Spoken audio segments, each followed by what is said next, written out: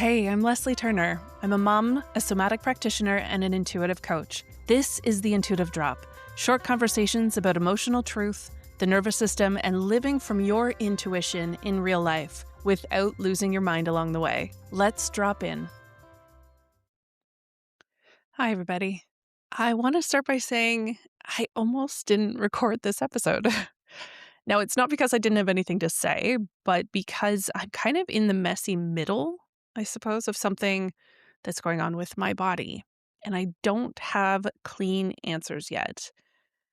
There's a part of me that really likes to come to you once I've integrated things, once I've figured them out, once I can wrap them up in a tiny little bow with insight and ahas. But unfortunately, that's not where I am right now. I want to be honest about something I didn't even want to admit to myself, and I didn't think I'd struggle like I am. So for now, I'm going to pretend I'm talking to my best friend. Kind of think a part of me believed that I could sail through this specific phase of life because I've done so much inner work, because I'm very intuitive and body aware, well trained as a former naturopathic doctor. And maybe the harder parts, I was hoping that the harder parts of perimenopause wouldn't really apply to me. Now, even saying that right now feels pretty humbling because with my training as a naturopathic doctor and now a somatic and intuitive practitioner, there's this quiet pressure, I suppose, that I put on myself that I should have the answers, that I should know what's happening in my own body, that I should be able to read it clearly. And yet, I still didn't want to admit that I wasn't doing great, or I'm not doing great. Just this past week, it kind of all landed for me. It was a normal day. Nothing really dramatic happened other than I had taken an Advil because I was going to my son's birthday where we were going to do laser tag and do bowling and, be on with 6 other 6-year-olds. And an anti-inflammatory is what allowed me to function in that. And so I felt okay. I was present. I was laughing. I was engaged. I was there for hours. And part of me was like, hey, see, you're totally fine. And then later, my body crashed. And that's when it kind of hit me that I'm not actually okay. I'm simply managing. There's a big difference.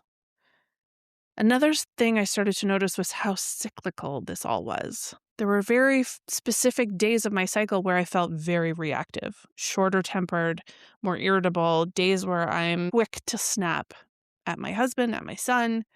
And I'm almost watching myself do it, thinking, wow, that wasn't proportional to the experience. And it's not that I'm suddenly this unreasonable person. It's that my body doesn't respond to stress the way it used to. When estrogen drops and cortisol is higher, everything feels louder. Stress hits harder. Sleep doesn't restore the body as well. Pain shows up in places it never used to. And my window of tolerance shrinks. Things that I could previously regulate myself through now feel like you go straight to overwhelm or hyperarousal. And that is very disorienting. I've also noticed this really clear resistance in my body. And it's not a resistance to healing, it's a resistance to more. Taking more supplements, being put on more protocols, more workouts, more clean eating. And every time I hear, you should add this, you should lift heavier, my whole system just tightens. And it's a no in my body, not because I'm lazy. It's a no because I'm tired of being optimized.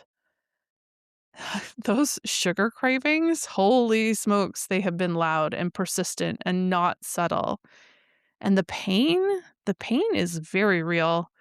So those workouts that everybody tells you should do about lifting weights, I physically can't do them right now. I can walk, so I've been spending a lot of time in the trails. If you follow me on Instagram, you already know that. But that knowing what you should do and knowing what you can do creates this inner negotiation between my mind, because my mind thinks I should be capable of something, and then what my body is actually willing to do. I've gone down a few deep dives into following other people's perimenopause accounts on social media. And, they're talking about cortisol and inflammation and exercise intolerance and weight gain. All of it's valid. All of it is something I'm experiencing. And yet my intuition is still whispering, God, this feels very 3D, three-dimensional. And honestly, I don't usually live in the three-dimensional. I'm a 5D girl. I like it there. What I'm realizing, though, is that when your body hurts, when symptoms are new, when suddenly you don't recognize yourself, you don't always get to live in those higher consciousness levels. You drop. You drop into your body. You start tracking things and Googling and monitoring and trying to understand what's happening. Now, I know it doesn't mean that I've lost my intuition. It means that my nervous system is asking a very reasonable question. Am I okay? Because this is so foreign.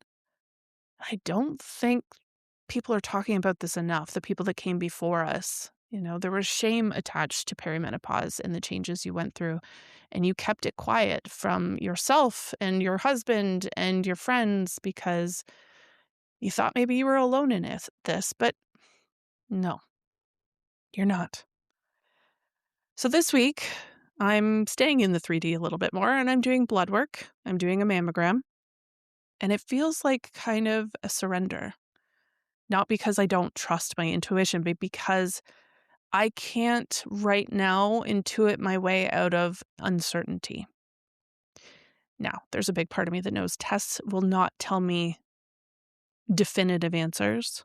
They certainly won't tell me who I am, and they will not explain why my identity feels shaky right now. But what they will do is give a sort of safe containment. And containment is what allows intuition to come back online. This season has really humbled me because inner work does not make you immune to 44 years old, unfortunately, to my dismay. It doesn't exempt you from the hormone changes and the pain and the cravings and the need for objective support. And I can't bypass the very human, everyday work of living in a body in order to stay kind of in that woo-woo esoteric space.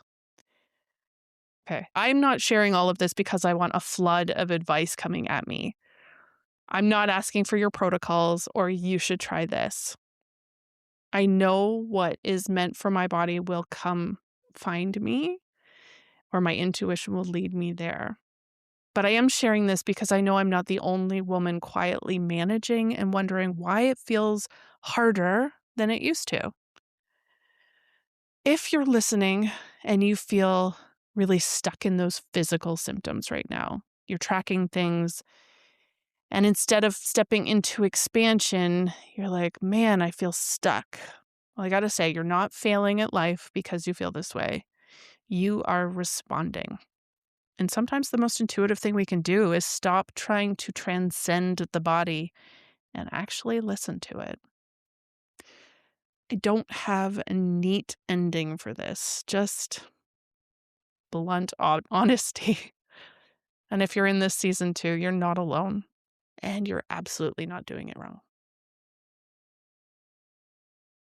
If something in this landed for you, I'd love to support you further. Whether that's through private sessions, ongoing containers, or simply listening to another episode, trust what feels right. All the ways to work with me are linked below. There's no pressure, just options. Thank you for being here and for doing the quiet, brave work of listening to yourself.